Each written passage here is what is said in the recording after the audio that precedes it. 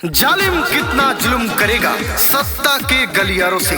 Gram panchayat टेढ़िया धाम टोला एक डेगा Bhavpur Khalsa post Khurhuriya की गली गली गूंज रही है प्रधान पद के प्रत्याशी वीरेंद्र चौहान जी के नारों से।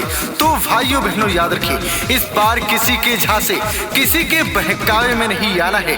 टेढ़िया धाम से अपना प्रधान सिर्फ और सिर्फ वीरेंद्र चौहान को बनाना है और अपने क्षेत्र में विकास से विकास लाना है और विकास की गंगा बहाना है। मोबाइल नंबर 8052361511, दूसरा मोबाइल नंबर 6387711797। चाहे जितना जोर लगा लो, चाहे जितना शोर मचा लो, चाहे जितना शोर मचा लो, चाहे जितना जोर लगा लो, चाहे जितना शोर मचा लो, वीरेंद्र चौहान आएंगे, वीरेंद्र चौहान ही आएंगे, विरोधी रोक न पाएंगे। टेढ़िया धाम से अब की प्रधान बन के आएंगे।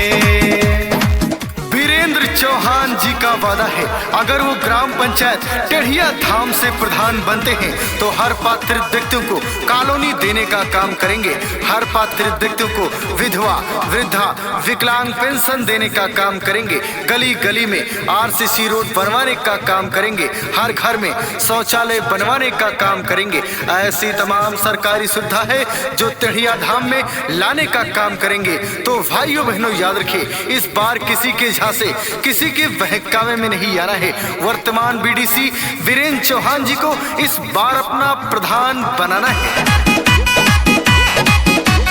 गली गली में बिजली पानी पक्की सड़क बनाएंगे, सारी सरकारी सुविधाएं जन जन तक पहुंचाएंगे। साजिश चाहे जितनी रच लो, साजिश चाहे जितनी रच लो, होनी है जो होगी ही, वीरेंद्र चौहान ही आएंगे, विरोधी रोक न पाएंगे। टेढ़िया धाम से अब की प्रधान बन के आएंगे। गरीबों के मसीहा, गरीबों के हितैषी, सबके सुख दुख के साथी, 24 घंटे आपकी सेवा में रहने वाले, विकास करने वाले वीरेंद्र चौहान जी उतर पड़े हैं मैदान में आप सभी जनता जनार्दन के सम्मान में। तो भाइयों बहनों याद रखिए, ग्राम पंचायत टेढ़िया धाम से अपना प्रधान सिर्फ और सिर्फ वीरेंद्र चौहान को बनाना है।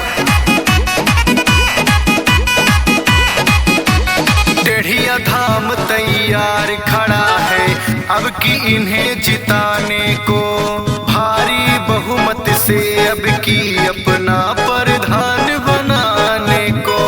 बोल रही है जनता सारी, बोल रही है जनता सारी, आस पूरी होगी ही, वीरेंद्र चौहान ही आएंगे, विरोधी रोक न पाएंगे।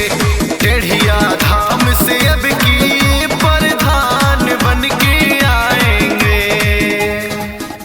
दादा ने ठाना है, दादी ने ठाना है, माताओं ने ठाना है, बहनों ने ठाना है, इस बार भूल नहीं जाना है। किसी के झांसे किसी के बहकावे में नहीं आना है। टेढ़िया धाम से अपना प्रधान सिर्फ और सिर्फ वीरेंद्र चौहान को बनाना है। चाचा चाची दादा दादी सबसे मेरी विनती, कोई विरोधी टिक ना पाए जब हो वोटों की गिनती। बोल रहा है बच्चा बच्चा, बोल रहा है बच्चा बच्चा, जीत इन्हीं की होगी ही, वीरेंद्र चौहान ही